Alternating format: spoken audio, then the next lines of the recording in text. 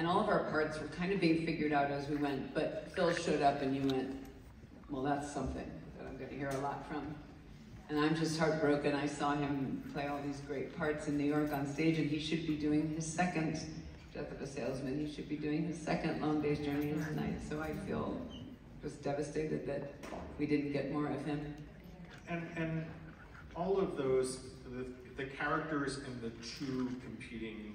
I have to interrupt you. Todd Fields is in this movie too. Like, Oscar-winning director. He's like on, I think he's on the bad guy Twister team, which the fact that we need a bad guy tornado team is. As I was thinking about this, because there's good guys and bad guys in this film.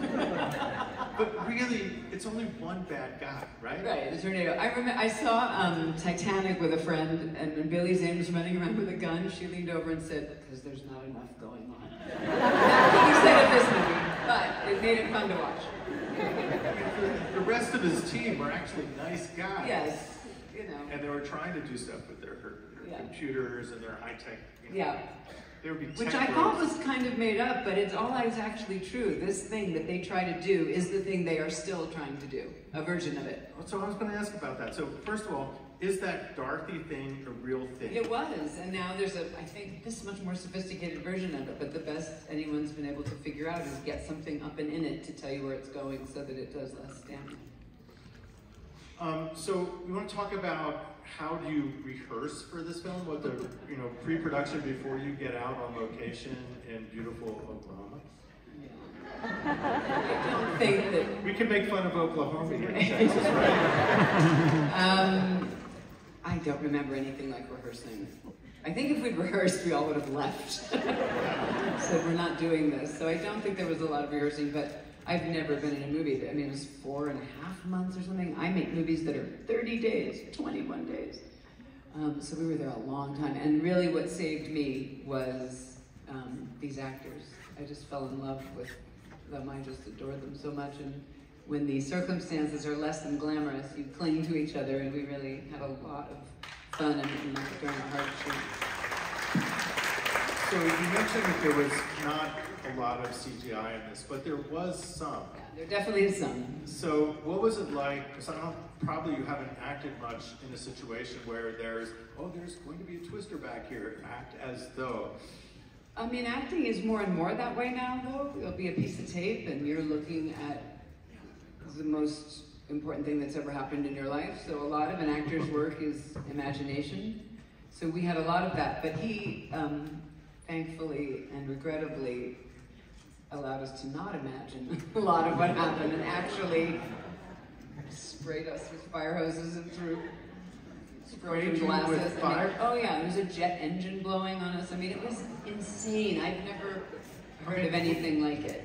Would that be even doable these days? I don't know. I don't know. I have no idea. I mean, we'll all find out. I think they're making a sequel, and I wonder what they're going to put those actors through. So I was wondering, I've heard about some other things that happen with your eyes. We're having to get some shots. And so tell me about all the hazardous things that happen. Because then when they watch this film, they say, you did all of that to get to this? I mean, I don't want to wreck it, but you know, there were some nice friendly trips to the ER for sure. But I don't know, we made it. We all made it, that's the bottom line. I'm really curious about this thing with your eyes. What happened?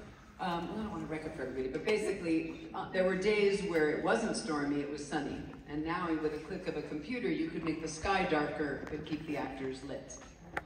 But then that was not so easy. You had to make everything darker. So in order to do that, you had to pump tons of light onto the set or into the car. And so Bill Paxton and I, day after day of looking into these 16,000 watt bulbs for them, he came to work and was like, "Are your eyes working right?" And I said, "They're really not." So they had just, you know, messed up our corneas, and we had to walk around with big giant black glasses for 4 days. But no lasting damage. No lasting damage.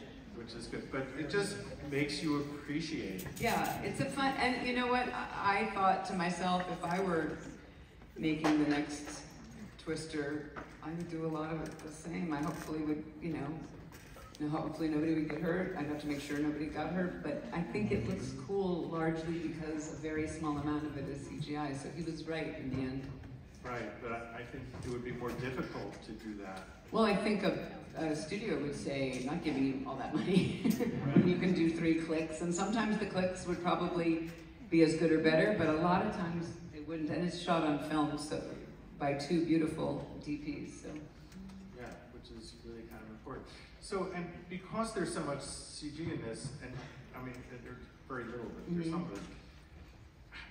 When you're going through the process, did you get to go to the editing room at all and see what this looked like, or did you see it for the first time? I mean, we would just show up and he'd say, okay, this is happening over here, this is happening behind you, these 3 lines, and he also, you know, he's a very good filmmaker. The director was a DP for a long time. We had all these scenes in the car, and he would just take the camera because he knew he wanted, I hear you speak, I hear you speak, and the way the camera goes from one actor to another has in it all the tension that he wanted to be in the movie, and it really matters. Which is really kind of interesting because you got this big budget film with a lot of actors and a whole lot of stuff, and he's shooting running gun photography. Yeah, that's what makes it good, I think. He also, worth noting, I think, is that there are no guns in the movie, this big, intense adventure movie, which I think helps the kind I think it allows you to enjoy the danger. And there was even a scene where Bill's supposed to pull a knife out to cut a strap off of the thing that's on the back of the truck, and the director said, nah, I don't want to see a big scary knife. Like, he had in mind that this movie should be scary, but in quotation marks scary. It should also be an adventure, and you should fall in love with these band of maniacs. So this film did very, very well at the box office. It did. It was given an MTV award. How is that? So what is an MTV award like? Did you go? I'm learning right now that it also won an award for MTV for like best film that destroys farm equipment. It's not a tough category, I don't think. I think you have a really good chance of winning that one if you're in this movie. It's a one-time. It's a one-time award. So after doing this film, you went back and forth between television and film. Do you want to talk a little bit about how you work differently for both of those? I just don't. You know, I'm sure there are things, like if you do a play versus a movie, there are things that are different, but they're the little teeny 10% on top of the bulk of the work, which is, how can I pretend to be this person in a way that is believable, that is fun and nourishing for me to play, so that an audience will feel like you reached them. It's that 90% is the same. And then after doing all of this work, you choose to be a director. And do you want to talk about how that is a significant change in taking, first of all, why did you decide to do that? And how did that change the way you think about your own acting? It's a tough question, I'm sorry. No, it's all about me remembering the first one. I'm older now. I have to remember the first one while I'm answering the second one. I never wanted to direct, and there are wonderful journeyman directors who just, that's what they do, but I thought if there was a story I thought I could tell in a way that nobody else could. And so I co-wrote a movie called Then She Found Me, which you can finally see on Peacock. And that's the reason you get Peacock, right there. I hope it's Peacock. Are you Googling right now? What if it's one of those key services. Whatever. But I'm proud of the movie, and it was very personal to me, and I did think, you know, you write and you care about what you write, and then you hand it over to someone, and if you're directing, it's a chance to do another draft of the script. When you decide what somebody wears, that's part of the writing. When you decide what the room should look like and the color of the wallpaper, that's part of the writing. When you edit it, you do a whole other draft, and so that felt to me like reason enough to take on the headache of directing. So the second part of the question is, like, having been an actor from when you were small and been through so many acting experiences and done so much, then to be on the other side of it sort of changes how you look at them. And then when you come back to acting and understanding what the director is doing from having done it, does it change the way you think? I mean, I like to think I was always pretty willing to do what the director needed me to do, but boy, when someone says, I just need you to cross the room, you go, I feel your pain. I'm gonna find a reason to cross the room right then, because you know that they're just trying to put together so many pieces. And going back to acting is fun. It's like swinging two bats and you put one down and then it's easier. So to get to just throw yourself into acting after you've also had an eye out here is really fun. Focus on that character and that moment, yeah. And not worry about, are we running overtime? Yes, exactly. That's somebody else's problem. But also, did you, since you have to go, so yesterday, which I love your Q&A then, I hope you did a good job, as Doug did. Of course you did. But somebody said, there's got to be some stories about Jack Nicholson. I don't have any juicy ones. I have that he was lovely to me. I have that it was important to him that it was important to everybody that I not be intimidated by him, or at least that I could hide that enough.